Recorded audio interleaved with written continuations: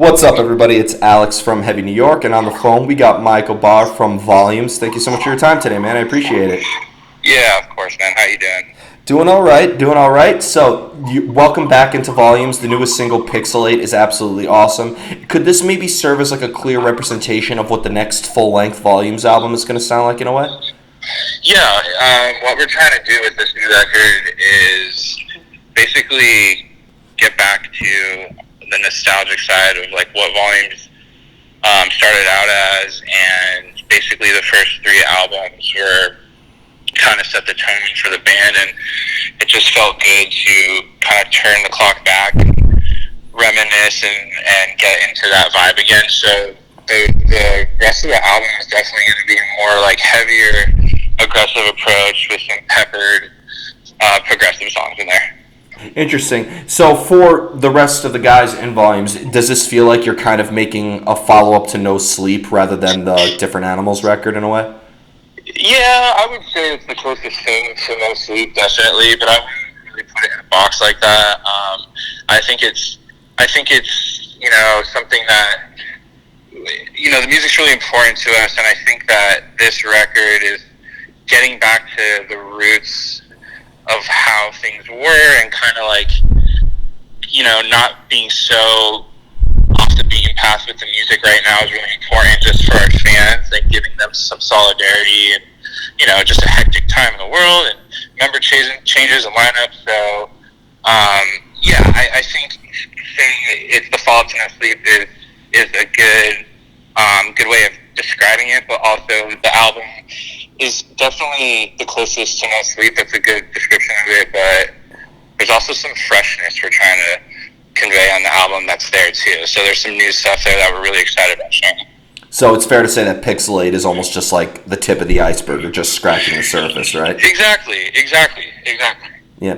Well, I've always considered Volumes to be a fairly experimental band in a way. I mean, you have elements of like, deathcore and like, gent, whatever the hell that means, and like some prog elements. So it's fair to say that like Volumes is a band that likes to experiment with their sound and take a new approach to everything, right? Oh, 100%. Yeah. That's more than fair to say. And it's definitely something that we still keep our eye on and stuff. I just think in this record, this period of time, the sound that we were looking for is something that is a little bit more, ancient in return to the Volumes process. As far as the first three records, it's something that we really wanted to do for this album cycle.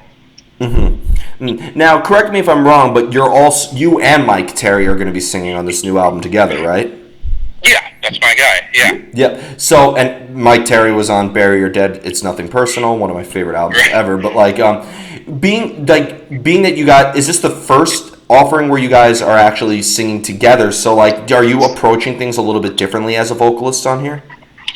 Yeah, it's definitely interesting working with someone that is vetted in the way he is. So me coming back in and him having like his history and being established, I definitely was kind of like not nervous, but really eager to get the creative process started. And it's pretty smooth, and the approach isn't too different, as I found out. It's actually very easy, so it's real natural. It's whoever kind of comes to the table with something, we kind of just run with it, and then there's tweaks down the road. And it's been a pleasure to work with him. He's I've been listening to him before I even knew who he was, and we were ironically friends before he was even in the band, and then even after he filled my spot at the time, we kept real close. So I've known him for a while. I have a good rapport with him, and now we're just even closer on a vibe level and a creative level. When it comes to like tracking vocals together, like do you guys almost need to be like on the same level emotionally when it comes to recording vocals together? Do you guys have to kind of be in like the same place at the same time, sort of? Yeah, that's the best way to do it. And actually we've been challenged with this whole pandemic of actually having to do it the other way around, where we haven't had the luxury of being in the same room, and there's no way to fix that. So at first, we were, side by side, really trying to get the best out of each other in each session. And now it's unfortunately we have to be alone and isolated in each room. So it's definitely, the juxtaposition is definitely very, very weird and very, it's definitely there for this process. So I guess the emotion is taken out of it in an aspect when you're just behind the lens of like a laptop, So we're doing the best we can, and everything's coming out the best it can be, and I'm really excited about it still, even though we can't have proper studio sessions for this album that we're making. But the first few Zoom sessions were uncomfortable, and as we've broken into the record more and gotten used to Zooming, I'm okay with it. It's fine. Yeah, I mean, isolation is always like the greatest fuel for art, so maybe this could influence the album a little bit more, right? 100%. We had a conversation about that the other day of using, all these obstacles as advantages and ways to light a fire under us. So, yeah, that's absolutely right. As a vocalist, do you need to hear music before you come up with lyrics, or is there a time where maybe like a concept or lyrics themselves could determine the music itself? Oh, that's a good question. Maybe not as like pinpointy as like having the set of lyrics already written down, and then some situation happens where ironically they match up. But I've definitely written songs thinking they're going to be about one thing, going into it with a full intent of, let's say this song's about like a breakup or something, and then it coming out and I was probably existentially writing about something else, and then it comes out a completely different meaning that still relates to my life, and is always something that's just doesn't have to do with love or anything like that, but it is still on my spectrum. So I've had that happen, where just weirdly these songs turn out to be about something else that I'm dealing with. So yeah, that's the closest I could relate to that question. Yeah, nothing could be more heartbreaking too, right, than having like the best lyrics ever, but then they're always like one syllable over or under every arrangement. Yeah, I mean, right, yeah, exactly. I've definitely also had some underwhelming songs. Song still was great, still slapped, still did well on Spotify, all that stuff, but some underwhelming tones after the fact, like, oh, this song's actually really about this, not about heartbreak or what I thought it was about. Yeah. Well, I've always felt like many different vibes from a Volumes song. Like going back to like a song to the album No Sleep, like I feel like a song like The Mixture is very different from a song like Erased, which is very different from a song like Neon Eyes. Like, is it fair to say that maybe like every song is almost kind of like a representation of what you're feeling at a particular time?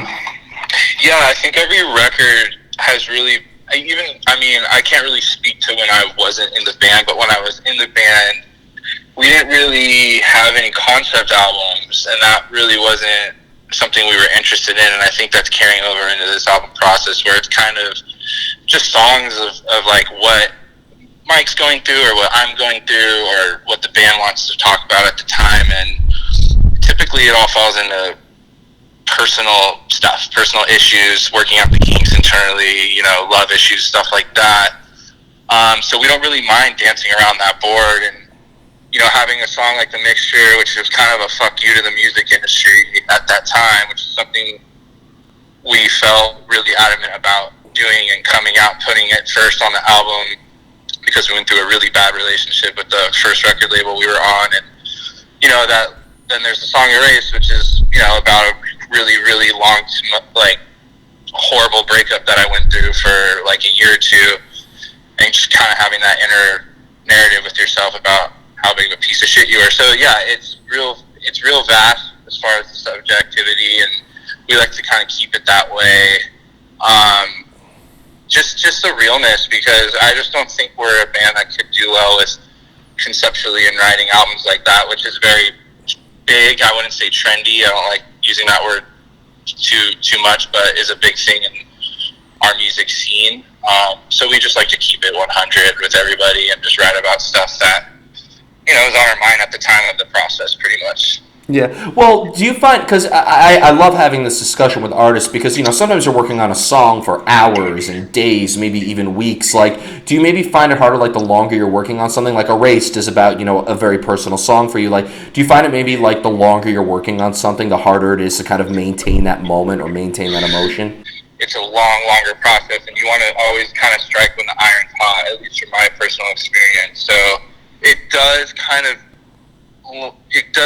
put a damper on stuff that sparks in your head, and you want to go to the studio and record and get with your producer and stuff like that. But everyone's schedules are just out of whack, so you just got to find another kind of harness that energy and keep it going and keep it lit. So I'm doing a lot of just more notes and grabbing pieces of paper and getting up in the middle of the night and just writing stuff down and not missing that momentum. So when the time I can get back into it, I'm ready to go. So, I mean, you just got to adapt, right? I mean, it's the only way we are going to make a good record is if we kind of adapt to the situation. And I hope everyone else that's in our same boat can adapt to and make the best record and make it even better and more inspiring considering our circumstances. Yeah, use this situation as your armor, not your anchor. Right. Yep. Now, do you like to leave the lyrics open to interpretation, or do you try to maybe like engage like the listener into what you're singing about? Yeah, when I first was years ago when I was in the band at first, that kind of was I was trying to make that our niche. As far as, I don't know, I was just set on this thing of the lyrics kind of being very, very obscure and very cryptic, and kind of having people make up what the songs were on their own. And that definitely worked for the first couple records, specifically Via. And then on No Sleep, I got a little bit more personal, especially with that song Erased. And that was a big leap for me. And I think us as a band, it kind of changed the subjectivity and the narrative for us, and kind of stray away from that like conspiracy theory, obscure gent alien vibe that we were hugely a part of.